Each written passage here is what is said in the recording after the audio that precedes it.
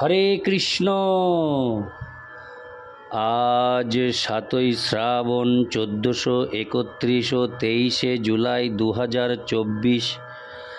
আজ আমি শ্রীমদ্ ভাগবতম পাঠ করছি।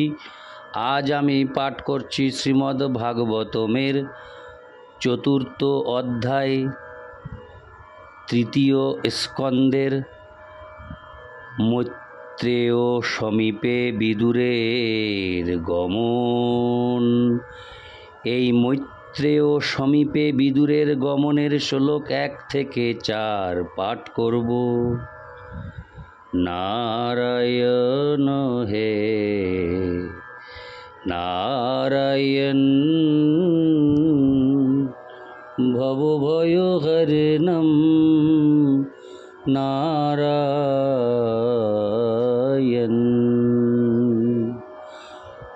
শ্লোক 1। উদ্ভব উবাচ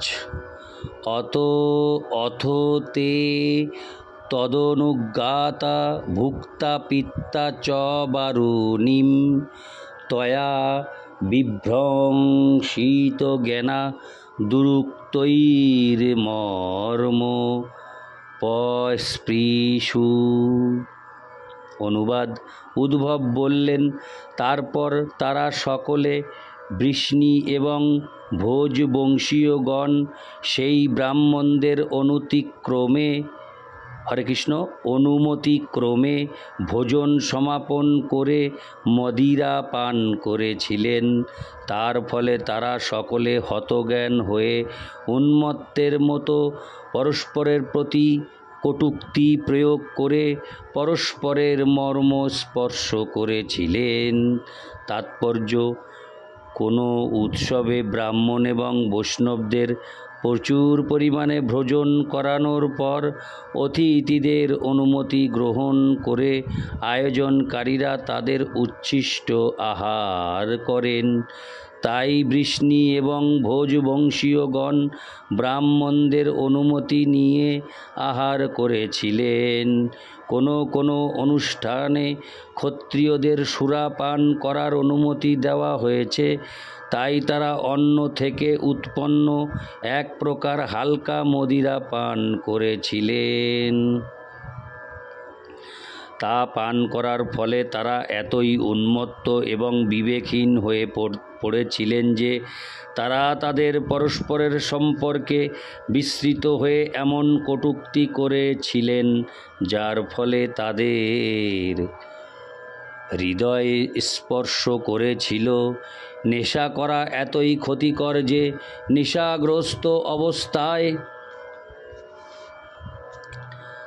অত্যন্ত সংস্কৃতি সম্পন্ন পরিবারের সদস্যরা পর্যন্ত উন্মত্ত হয়ে তাদের পরস্পরের সম্পর্ক ভুলে যেতে পারেন।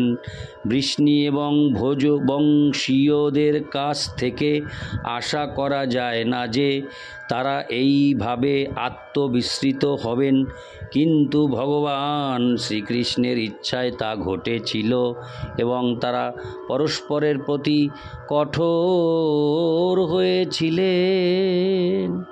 ইতি শ্লোক 1। শ্লোক 2।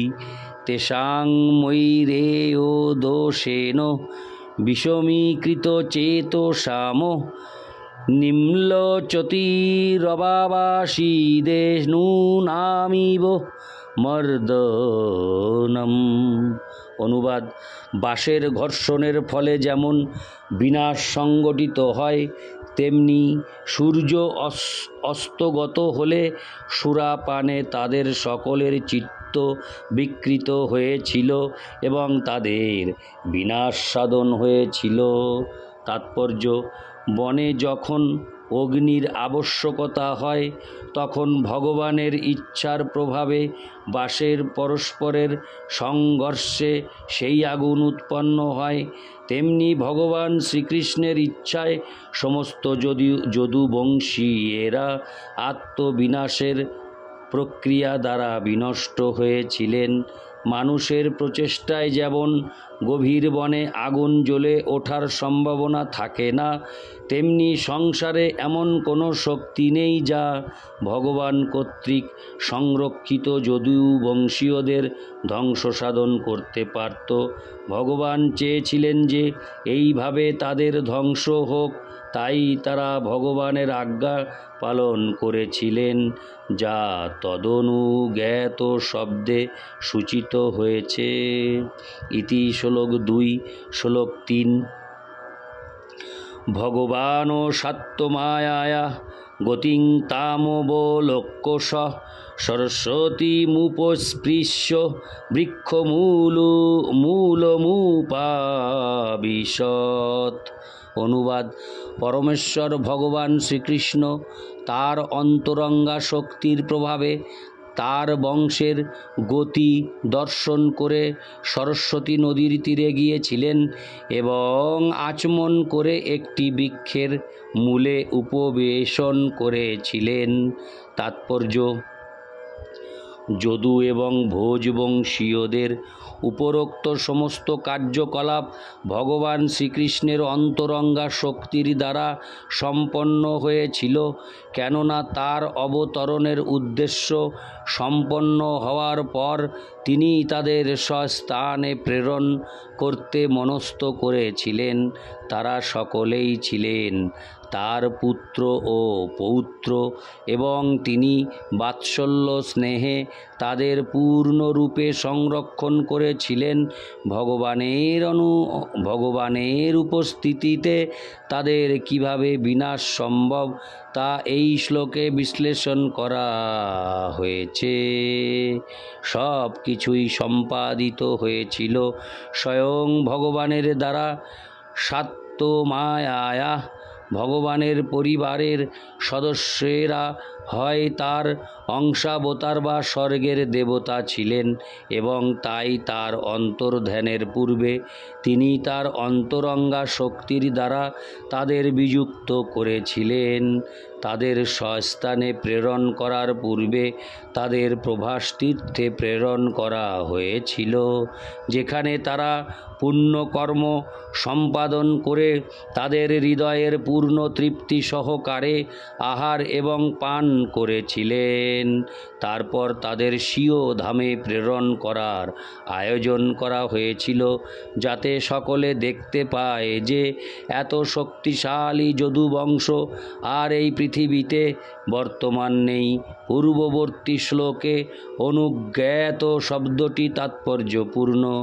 এই শব্দটির মাধ্যমে ইঙ্গিত করা হয়েছে যে এই ঘটনাবলীর আয়োজন ভগবান নিজেই করেছিলেন।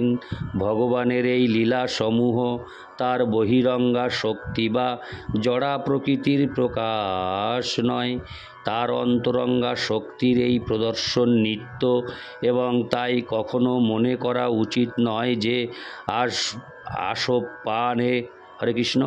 আসোপানে উন্মত্ত হয়ে সাধারণ মানুষের মতো ভাতৃঘাতী যুদ্ধে যদু ও ভোজেরা নিহত হয়েছিলেন। শ্রীল জীব গোস্বামী তার টিকায় এই সমস্ত ঘটনাকে ইন্দ্রজালবৎ বলে বর্ণনা করেছেন। ইতি শ্লোক 3, শ্লোক 4।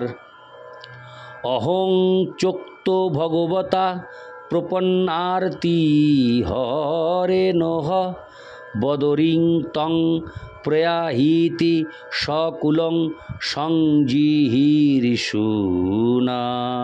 অনুবাদ: ভগবান শরণাগতদের দুঃখ দুর্দশা হরণ করেন, তাই তার স্বীয় বংশ ধ্বংস সাধন করার ইচ্ছা করে তিনি পূর্বেই আমাকে বদ্রিকা আশ্রমে যেতে নির্দেশ দিয়েছিলেন। তাৎপর্য: দ্বারকাতে অবস্থানকালে ভগবান উদ্ধবকে তার তিরোধান এবং যদুবংশ ধ্বংসজনিত কষ্ট এড়াবার উপদেশ দিয়েছিলেন।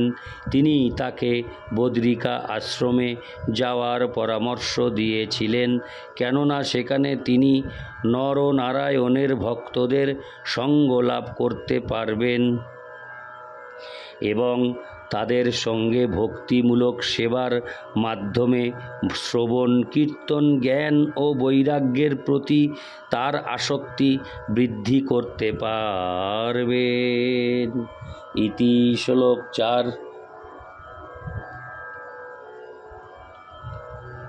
শ্লোক 5। তথাপি তদভিপ্রেতং জানন্য হমরিন্দম পৃষ্ঠতোহন্নগমং ভর্তু পাদবিশ্লেষণাক্ষম। অনুবাদ: হে শত্রু দমনকারী বিদুর, তার যদুবংশ ধ্বংসের অভিপ্রায় অবগত হওয়া সত্ত্বেও প্রভুর শ্রীপাদপদ্ম দর্শন বিচ্ছেদের দুঃখ সহনে অসমর্থ হয়ে আমি তার অনুগমন করেছিলাম। ইতি শ্লোক 5। আমি পূর্বে বলেছিলাম যে আমি শ্লোক 4 অবধি করব, কিন্তু অডিওটি অনেক ছোট হয়ে যাচ্ছিল, তাই আমি আরও 2টো শ্লোক এক্সট্রা পাঠ করছি। শ্লোক 6। অদ্রাক্ষ মেকমাসীনং বিচিন্নদ্বৈতং পতিম শ্রীনিকেতং সরস্বত্যাং কৃতকেতমকেতনম। অনুবাদ: এইভাবে তাকে অনুসরণ করে আমার সংরক্ষক এবং প্রভু ভগবান শ্রীকৃষ্ণকে সরস্বতী নদীর তীরে গভীর চিন্তায় মগ্ন হয়ে একাকী উপবিষ্ট অবস্থায় আমি দর্শন করেছিলাম। যদিও তিনি লক্ষ্মী দেবীর আশ্রয়স্বরূপ, তবুও তিনি নিরাশ্রয়ভাবে সেখানে বিরাজ করছিলেন।